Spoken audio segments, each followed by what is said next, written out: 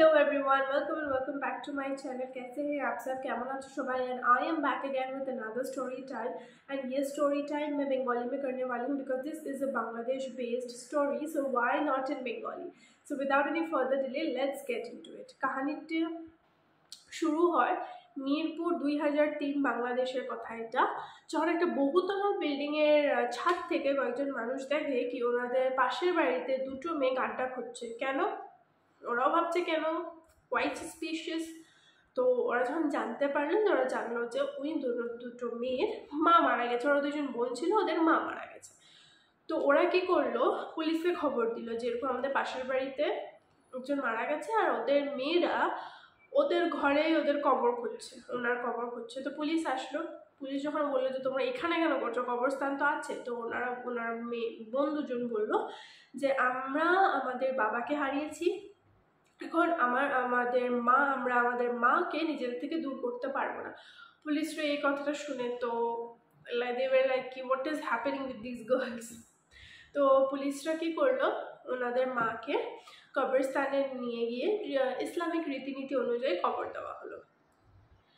তো let's go back into the time when they were a happy family. ওনাদের মার নাম ছিল রসনারা, বাবার নামটা আমার ঠিক মনে নেই। আর ওনারা ছিল 3 বোন। So a family of 5 in Bangladesh. They were a very happy, well qualified family. They were doing great. So হয় কি, 3 মেয়ে থাকে। সবচেয়ে বড়জন হলো হেনা, মাঝের বোন হলো রীতা, আর সবচেয়ে ছোট বোন হলো মিতা। তো ওনারা মেয়ে হয় বেগম রসনারা, আর ওনাদের পাপার নামটা আমার ঠিক এক্স্যাক্টলি মনে নেই। তো ওরা খুবই একটা হ্যাপি ফ্যামিলি ছিল। তো আস্তে আস্তে সময় পার হতে লাগলো আর ওনাদের বাবার ডেথ হয়ে গেল। ওনাদের বাবার ডেথের পরে ওনারা একেবারে নিস্তব্ধ হয়ে গেল। যখন ওদের বাবার ডেথ হয়ে যায়, ওরা কি হয়, হঠাৎ ওর 2 জন মেয়ে ওনাদের জব ছেড়ে দিল। তো এখন আমি আসি ওদের মেয়ের ব্যাপারে। যা ওনাদের যেটা বড় মেয়ে ছিল হেনা, ওনার বিয়ে হয়েছে অনেক তাড়াতাড়ি। ওনার হাজব্যান্ডের সাথে নিজের শ্বশুর বাড়িতে থাকে। সেকেন্ড মেয়ে যেটা থাকে রীতা, উনি একটা ডক্টর হন ডক্টর রীতা। আর ওনাদের সবচেয়ে ছোট মেয়ে Mita, she was an engineer. তো আপনারা ভাবতেই পারছেন রাইট, ওরা কত কোয়ালিফাইড, একজন ডক্টর একজন ইঞ্জিনিয়ার। কিন্তু ওনাদের বাবার মৃত্যুর পরে ওনারা নিজের জব ছেড়ে দেয়। And out of the blue suddenly ওরা জব ছেড়ে দেয়। অ্যান্ড ওরা এরকম নিজেদেরকে না ওরা একদম গুটিয়ে নেয়। They get completely isolated. তাও এটা গ্র্যাজুয়ালি হয়, একদিনই সব হয়ে যায় না। পাশের বাড়ি আছে, পাশের লোকজন আছে, ওরা নোটিস করে যে আস্তে আস্তে ঘরটার লাইটস একটা একটা করে অফ হচ্ছে, একটা একটা করে দরজা জানলা বন্ধ হচ্ছে। আর বন্ধ হচ্ছে মানে পার্মানেন্টলি বন্ধ হচ্ছে। ওরা ওই জানলাটাকে খুলছে না, কিছু করছে না। আস্তে আস্তে একটা দরজা, একটা জানলা, একটা লাইট অফ হলো, এদিকে জানলা বন্ধ হয়ে গেল। তো পাশের বাড়ির মানুষরা দেখছে, আর এটাও দেখছে ওরা মানুষের সাথে কমিউনিকেট একদমই করা ছেড়ে দিয়েছে। ওরা কারোর সাথে কথা বলতো না, কাউকে দেখলেও কিছু উত্তর দিত না, ওরা বের হতো না, নিজেকে একদম ওরা আইসোলেট করে নিল ঘরের ভেতরে। আর ওরা নিজেদের যেটা যেরকম গ্রোসারি থাকে, যা জিনিস লাগে, ওইটা আনতে ওরা দিনের বেলা বের হতো না। ওরা বের হতো বিকেলবেলা, সন্ধ্যাবেলা বা রাত্রেবেলা। ওদের জিনিস নিয়ে ওরা ঘরে ঢুকে পড়তো, বা মাঝে সাঝে ওনাদের মা বের হতো, মা বের হয়ে জিনিস নিয়ে ঘরে চলে যেত। আর কারোর সাথে কোনো কথাবার্তা নেই। আর এই জিনিসটা, ওদের বাবার মৃত্যুটা বোধহয় ওদেরকে অনেক এফেক্ট করে, তাই বোধহয় ওরা এই একটা পর্যায়ে চলে যায়। আস্তে আস্তে কি হয়, ওরা লাইটের বিল দেওয়া বন্ধ করে দেয়। তো লাইটের বিল দেওয়া বন্ধ করে দেয় বিকজ ওরা জব ছেড়ে দিয়েছে, ওদের কাছে কোনো ফাইন্যান্সিয়াল সাপোর্ট নেই। সামনে ওদের একটা ফার্নিচারের দোকান থাকে, ওইখান থেকে ওরা যতটুকু ভাড়া পায় ওটা ওরা নিজেদের খাওয়া দাওয়া যা যা কিনতে লাগে সেটা কিনে। ওরা কি করে, ওদের লাইটটা কেটে দেয়, ইলেকট্রিক অফিস থেকে ওদের লাইটটা কেটে দেয় বিকজ ওরা বিল দিচ্ছে না। তখন ওরা একদম অন্ধকারের মধ্যে, গরমের মধ্যে, অন্ধকারের মধ্যে ওরা একটা ঘরের মধ্যে বন্দি হয়ে থাকে। ওরা আস্তে আস্তে কি করে, তারপরে মোমবাতি কেনা শুরু করে, ক্যান্ডেলস। ওরা ওই মোমবাতির আলো দিয়ে যতটুকু হয় অতটুকু এইভাবে থাকছে। ওরা দরজা জানলা সব বন্ধ, কারোর সাথে কোনো কথা নেই। যদি কোনো বাচ্চা ওদের আম গাছ থেকে আম পাড়তে যেত তখনই ওই বাচ্চাদেরকে বকা দেওয়া হতো কি এখান থেকে পারিস না বা কিছু, বাস এছাড়া ওদের কোনো হিলডুল নাই, কিচ্ছু নেই। তারপরে কি হলো, আস্তে আস্তে ওরা এইভাবে থাকতে থাকতে ওদের অবস্থা খুবই খারাপ হয়ে গেল, মানে কোনো মতে বাস ওরা 2 মেয়ে আর মা থাকছে। এই করতে করতে ওনাদের মাও মারা যায় 2003-এ। হ্যাঁ, ওনার মা মারা যায়। মা মারা যাওয়ার পরে ওরা ওদের ঘরে, যেটা আমি আপনাকে বললাম যে ওরা নিজের ঘরেই ওর মাকে কবর দেওয়ার চেষ্টা করে, বাট যেটা ফার্দার হয় না। ওনাদের মা মারা যাওয়ার পর থেকে ওনাদের অবস্থা আরও খারাপ হয়ে যায়, ওরা নিজেদেরকে আরও আইসোলেট করে নেয় ডক্টর রীতা আর মিতা। মানে ওরা এই অবস্থায় চলে যায়, ওরা ওরকম খেত না, কিচ্ছু না। ওরা যেটা রাশনপাতি আমরা আনি ওরা ওইটাও বন্ধ করে দেয় দোকান থেকে। আমরা শুধু দুধ কিনতো, কেন কি ওদের কোনো ফাইন্যান্সিয়াল অ্যাসিস্ট্যান্স নেই, কোনো সাপোর্ট নেই, তো ওরা খালি দুধ খেয়ে নিজেদের কাজ চালাতো। এরকম হতে হতে হতে ওরা একদম ঘর বন্ধ, কারোর সাথে কমিউনিকেশন নেই। তো আশেপাশের মানুষরা খুব কনসার্ন দেখাতো, কমপ্লেন্সও করতো। তো এই মধ্যেই কি হয়, একটা অ্যাডভোকেট থাকে অ্যাডভোকেট এলিনা। তো ওদের আশেপাশের মানুষরা অ্যাডভোকেট এলিনাকে কনসার্ন করে, মানে কনসার্ন দেয় বা কমপ্লেন করে যে এরকম আমাদের লোক্যালিটিতে একটা ঘর আছে, ওই ঘরটার মধ্যে মানুষ আছে কিন্তু মানুষদের কোনো অস্তিত্ব বোঝা যায় না, ওরা বের হয় না অনেক মাস ধরে ওরা এরকম। So if you can do something. তো একদিন অ্যাডভোকেট এলিনা আর ওনার সাথে অ্যাসিস্ট্যান্স নিয়ে আসলো। এসে ওরা দেখলো ঘরটার মধ্যে নক করলো, একদম বন্ধ। নক করলো, করতে করতে কেউ খুলে না কোনো মতো দরজা ধাক্কা দিয়ে ওরা ঘরের ভিতরে ঢুকে ওরা যেই ঘরের অবস্থা দেখলো, ওইটা মানে একদম ডিসগাস্টিং। একটা বড় হলরুমের মাঝখানে পর্দা দেওয়া, এরকম যাতে ডিভাইড হয়ে যায়। এক সাইডে ডক্টর রীতা আর মিতা থাকছেন, আর আরেক সাইডে ওই হলরুমের আরেক সাইডে ওরা ওই জায়গাটাকে ইউজ করে as their restroom, like changing room, bathroom, মানে সব ওইখানেই ওরা লাইক স্নান করে অ্যান্ড এভরি পসিবল থিং স্নান করে। ধরেন they use it as a washroom, মানে যা যা করতে লাগে আপনারা বুঝছেনই তো। তো ওইটার জন্য ঘরের মধ্যে দুর্গন্ধ, বিকজ এখানে এক্সক্রিশনও হয়, এখানে এরা স্নানও করে, ওইখানে আবার তার এক পাশে থাকে, ওইখানে মানে একদম মানে ঘরের অবস্থাটা মানে ভীষণ ভীষণ খারাপ। ওর অ্যাডভোকেট এলিনা যখন ওই ঘরটার মধ্যে ঢুকলো, ওরা দেখলো তেলা পোকা, তারপরে ইঁদুর, মানে অবস্থা নেই। তার মানে দুর্গন্ধ এতটাই দুর্গন্ধ। ওরা ওইখানে পেলো ডক্টর রীতা আর মিতাকে। ওদের অবস্থা মেন্টালি খুবই শোচনীয়। ওদেরকে নিয়ে যাওয়া হলো তারপরে একটা হসপিটালে গিয়ে ওনাদের অনেক কোয়েশ্চেন করলো, ওরা উল্টা পাল্টা অনেক কিছু উত্তর দিল। ওনারা বলছে যে আমাদের কিছু হয় নেই, আমরা আমাদের মার সাথে এভাবেই কমিউনিকেট করি। আমাদের মা আমাকে বলে গেছে যে এইভাবেই আল্লাহর ইবাদত বন্দেগী করো, যাতে আল্লাহ আমাকে তোমাদের কাছে আবার ফেরত পাঠিয়ে দেয়।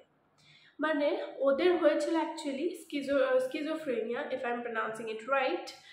তো এটাতে কি হয়, ইম্যাজিনেশন আর রিয়ালিটির মাঝখানে লাইনটা ব্লার হয়ে যায়। ওরা বুঝতে পারে না what is imagination and what is reality. ওরা ওইটা ইম্যাজিনেশনটাকেই সত্যি মানে।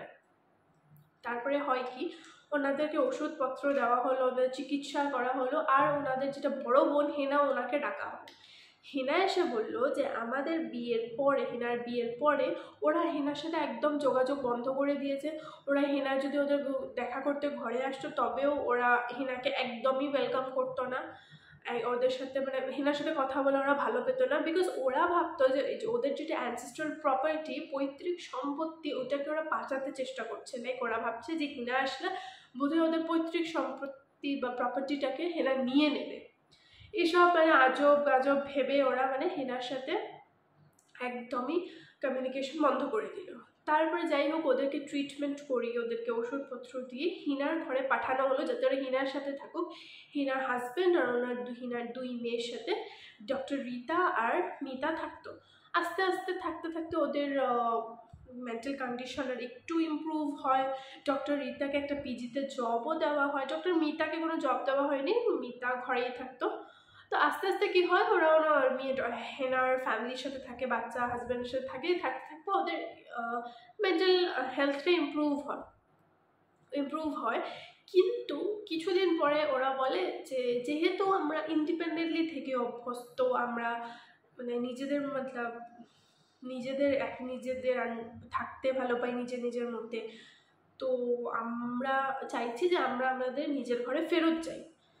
তো তো হেনাও ভাবলো যেহেতু ওদের কন্ডিশন এখন ঠিক আছে, ওষুধপত্র খাচ্ছে, তো যা করা যাক।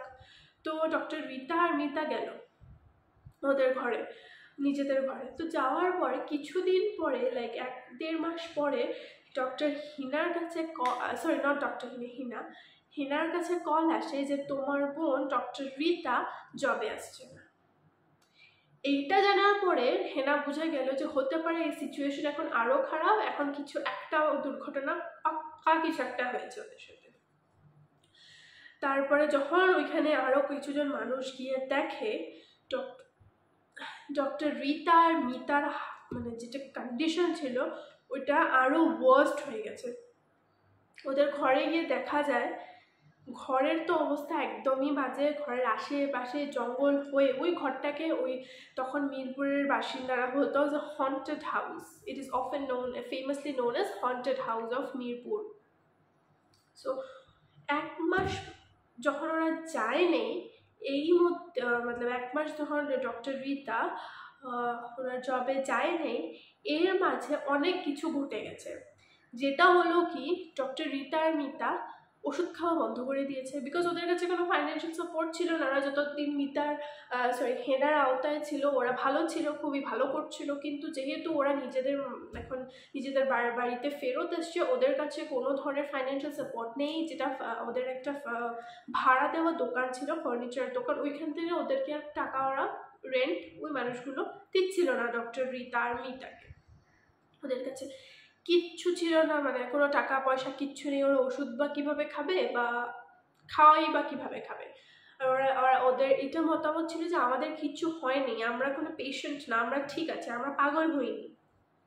তারপরে কি হয়েছে আমরা জানতে পারি, বা যেই লোকগুলো এখানে যায় ওরা জানতে পারে, লাইক বাংলাদেশ প্রতিদিনে কিছু সাংবাদিকরা যায় ওই ঘরে, ওরা জানতে পারে যে ডক্টর রিতা আর মিতা 40 দিন অবধি না খেয়ে রয়েছে।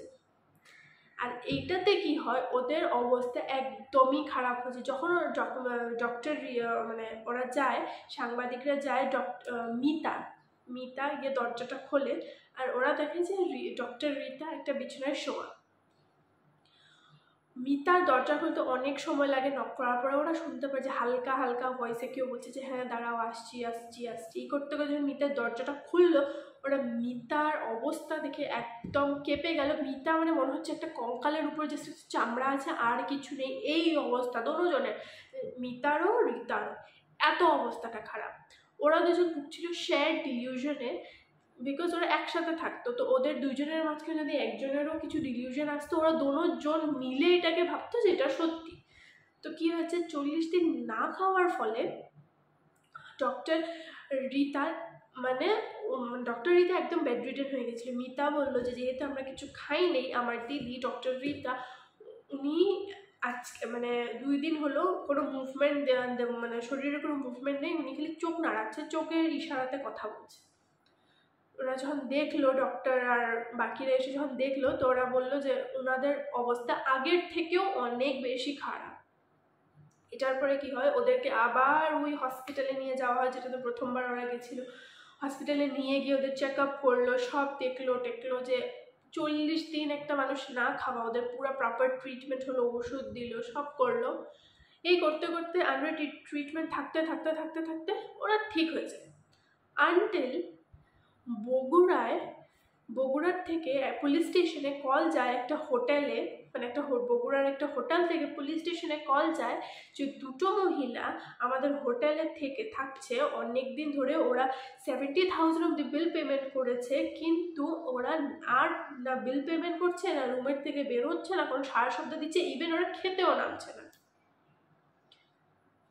তারপরে যখন পুলিশ ওই হোটেলটাতে আসলো, হোটেলের ওই স্পেসিফিক ওই পার্টিকুলার রুমে নক করলো, কেউ দরজা খুলছে না, নক করছে করছে করছে, হঠাৎ একটা ভয়েস, মেয়ে একজন বলল যে আমাদেরকে তোমাদের সাথে দেখা করার পারমিশন এখনো দিচ্ছে না, তাই আমরা দরজা খুলতে পারবো না। কত দিন ধরে মানে ওরা দরজার ভেতরে, দরজা নক করছে করছে করছে, অনেকক্ষণ পরে গিয়ে দেখলো যে মিতা দরজা খুললো, দরজা খুলে বললো যে হ্যাঁ আমাদেরকে তোমাদের সাথে দেখা করার পারমিশন দিয়েছে, বলুন। ওরা যখন তারপরে দেখে ওদের দুটো মেয়ে লোক ভেতরে, ওদেরকে বাইরে আনা হয়, ওদেরকে জিজ্ঞেস করে যে তোমরা কেন এত দিন ধরে, তোমরা 70,000 তো বিল পেমেন্ট করেছো, আগেই নাম তোমরা বিল দিচ্ছ না কিছু। তখন ওরা বলে যে আমাদেরকে আল্লাহ পাঠিয়েছে, আল্লাহর বান্দা আমরা এখন লন্ডনে চলে যাবো, একদম কি সব মানে একদম বেসলেস কথা কতগুলি বললো। আর ওনারা রিতা আর মিতা ওদের নামটা রেজিস্টার করিয়েছে অ্যাজ এলিনা, ওই যে অ্যাডভোকেটের কথা বলছিলাম, অ্যাডভোকেট এলিনা। ওদের মাথায় কিচ্ছু নেই, কিছুই নেই, খালি ওদের এতটুকু মনে আছে যে একটা অ্যাডভোকেট ছিল এলিনা, তো সেই নামটা দিয়েই ওরা হোটেলে নিজেদের রেজিস্ট্রেশন করায় অ্যাজ এলিনা। যাক, এটা হলো। পুলিশ তারপরে যখন কথাবার্তা বললো, অনেক কিছু বলে করতে করতে জানতে পারলো যে এইটা হলো ওই রিতার মিতাই। তখন পুলিশ আবার ওই হসপিটাল, ওই কমিউনিটিদেরকে কন্ট্যাক্ট করে, যারা একদম সবচেয়ে প্রথম আরও 2বার রিতার মিতাকে দেখেছিল, ওদেরকে কন্ট্যাক্ট করে ওদেরকে আবার ওই সেম জায়গায় নিয়ে যাওয়া হয়। আর ওদের অবস্থা মানে এবার ওয়ার্স্ট থেকেও ওয়ার্স্ট, ওদেরকে আবার নিয়ে যাওয়া হয়, ওরা আবার ট্রিটমেন্ট করে, কিন্তু এবার ওদের ঠিক হতে অনেকটা বেশি সময় লাগে, অনেকই সময় লাগে। লাইক আমাদের কি হয়, আমরা we often misunderstand like mental illness with like something horror. আমরা না খুব জলদি লাইক মেন্টাল ইলনেস বা যে কোনো মাথার কোনো প্রবলেম, ওটাকে আমরা না ভূতের সাথে অনেকটা মিসআন্ডারস্ট্যান্ড করি, যেটা খুবই খুবই বাজে। বিকজ আমরা ওই মানুষটা তো আর বুঝতে পারছে না ওর মাথায় কি চলছে, আর আমরা কিভাবে এটা হরর, ভূত ধরেছে, পিশাচ ধরেছে, হেন তেন। সো এই জিনিসটা আমাদের চেঞ্জ করতে হবে, যে every horror is not like sorry, every mental illness is not horror. It is nothing to be termed as horror বলে এটা আমাদের কিচ্ছু নেই যে ভূত ধরেছে, প্রেত ধরেছে। যাই হোক, ওদের এখন ঠিক হতে অনেক সময় লাগে, তারপরে ওদের কোনো খবর পাওয়া যায় না আনটিল একটা ফেসবুক কমেন্টস বা লাইভ হয়েছিল, ওইখানের মধ্যে হিনার যে একজন মেয়ে ছিল, যেটা রিতার মিতার ভাগ্নি হবে, হ্যাঁ ভাগ্নি, উনি বললো যে এখন ডক্টর রিতা আর মিতা ঠিক আছে, ওরা এখন নর্মাল লাইফ একটা লিড করছে, এখন ওরা কোরআন শরীফের পাঠ করে ইংলিশ আর বাংলা অনুবাদে, তো ওদের এই চলছে, এখন ওরা এখন ঠিক আছে। সো এই হলো আজকের কাহিনী। এটা খুব একটা ফেমাস কাহিনী মিরপুরে, যেটাকে বলা হয় যে ওদের ঘরটাকে বলা হয় যে haunted house of Mirpur, but এটা অ্যাকচুয়ালি না, এটা এরকম হতেও লাগে না। লাইক এই জিনিসটা খুবই খারাপ যে মেন্টাল ইলনেস একটা আলাদা জিনিস আর হরর ভূত প্রেত একটা আলাদা জিনিস। আমরা মানুষেরা often time we misinterpret these things, so I will suggest not to do it, and please be very patient and calm with those mentally ill people, because এই জিনিসটা না ওরা তো আর বুঝতে পারে না ওরা কী করছে না করছে। সো ডক্টর মিতা আর রিতার ক্ষেত্রেও এটাই হয়েছিল, ওরা কোনটা রিয়ালিটি, কোনটা আসলে রিয়ালিটি, যেটা কোনটা ইমাজিনেশন, ওরা এটার মাঝখানে তফাৎটা ওরা বুঝতে পারছিল না। তো এই হলো আজকের কাহিনী। So I hope you liked it and do let me know. So if you have any further suggestions, আর আপনাদের যদি কোনো কাহিনী থাকে আমাকে বলার, বা কিছু এরকম ইনসিডেন্ট, আমার ইমেল দেওয়া আছে আমার ইউটিউব বায়োতে, ওখানে গিয়ে আপনারা দেখে নিতে পারেন। সো নমস্কার।